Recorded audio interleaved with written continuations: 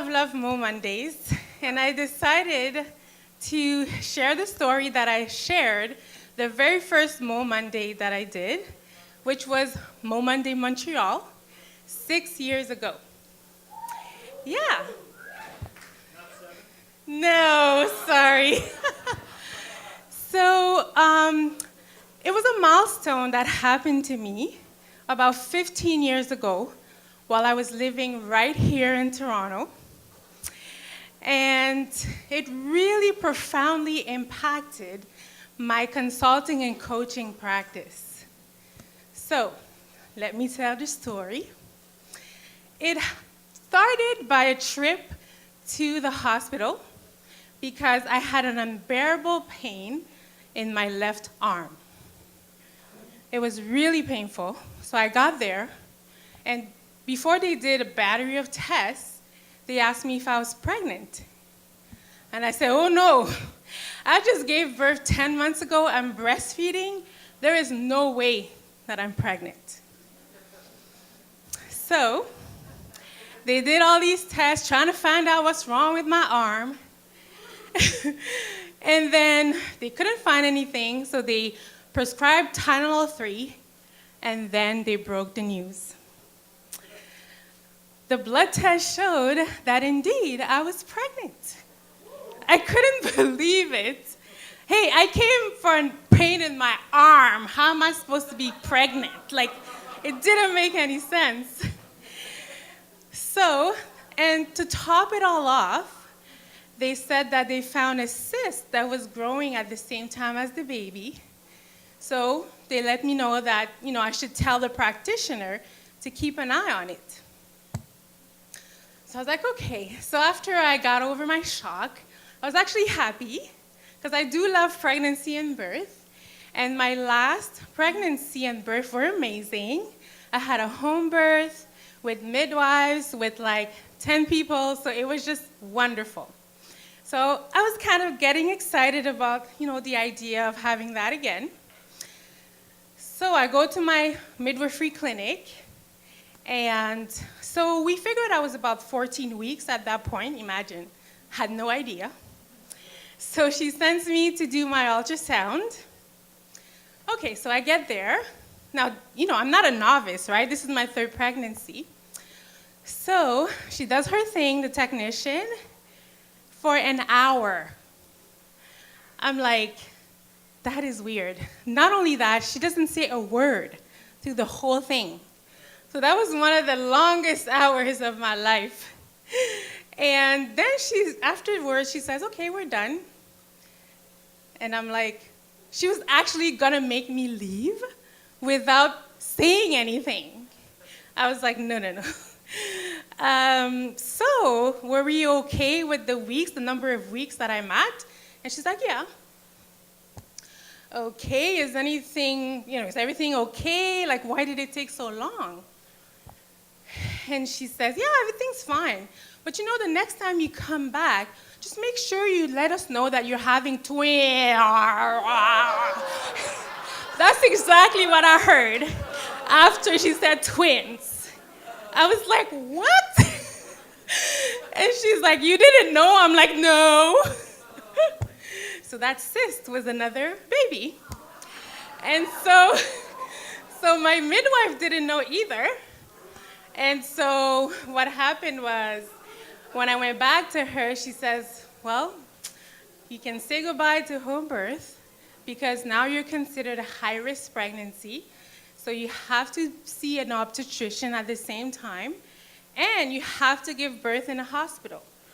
So I was really bummed because that is not my idea of giving birth. So my husband saved the day. So one day he came with a newspaper. He came home with a newspaper, and there was an article in there about a new midwifery clinic that opened up. They only had home birth privileges. They were waiting on their hospital privileges. So I said, oh yes, this is my chance. So I called them up, tell them my sob story, and they agreed to take me on as long as I stayed with the obstetrician, and as long as the twins were born at least 38 weeks. So I can live with that. I said, okay.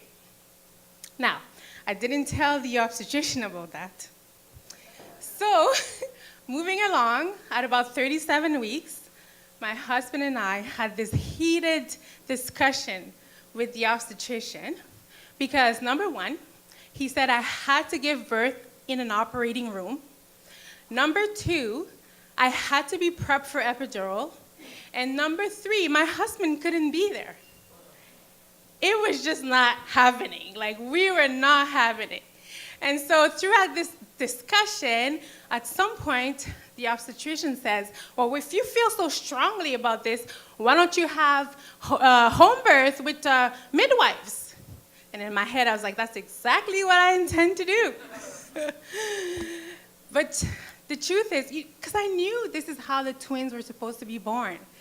But that conversation really brought a doubt in my mind. I'm like, wow, like, am I like really putting my babies at risk by wanting this? So, on the first day of the 38th week, I did the only thing I knew to do. I knelt down and I just cried out to God. I said, God, am I being selfish? Like, is this something that I'm trying to prove? And am I really putting these babies at risk? Show me a sign. Amen. I kid you not.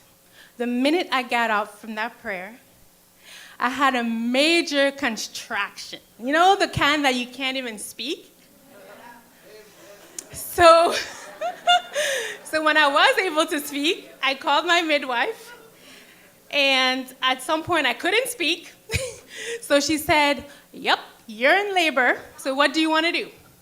I said, I'm staying home. And she said, okay, we're on our way. So I'm very happy to say that I had a very healthy, beautiful 7-pound, 6 ounces baby boy and a very beautiful 6-pound baby girl.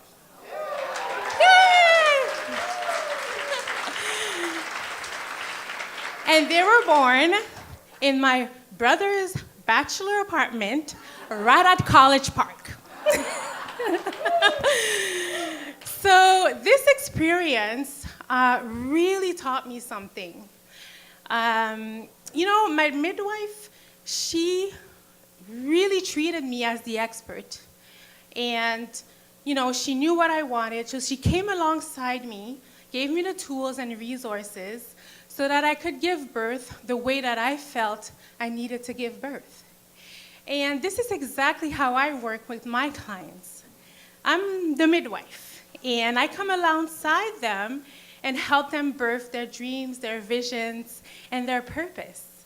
And it's amazing because my twins are really one of my biggest inspirations.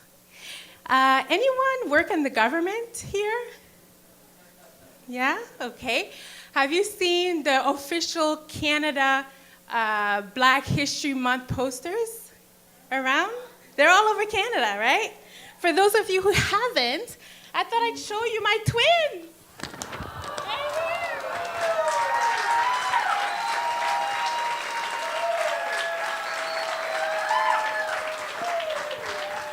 So I'm super proud of them. They're both entrepreneurs. They're only 14, turning 15 soon.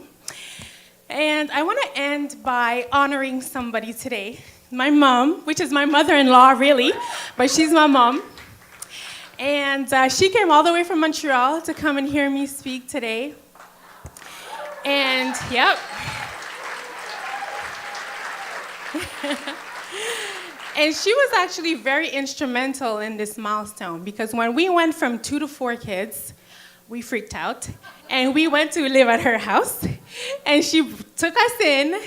And we even had a 5th one at her house. Yeah, so thank you, Mom. In front of everybody, I just want to honor you and thank you for taking us in so long ago. And I just want to thank all of you for being such an amazing audience. And Michelle, thank you so much. Love MoMondays, and I want more of it.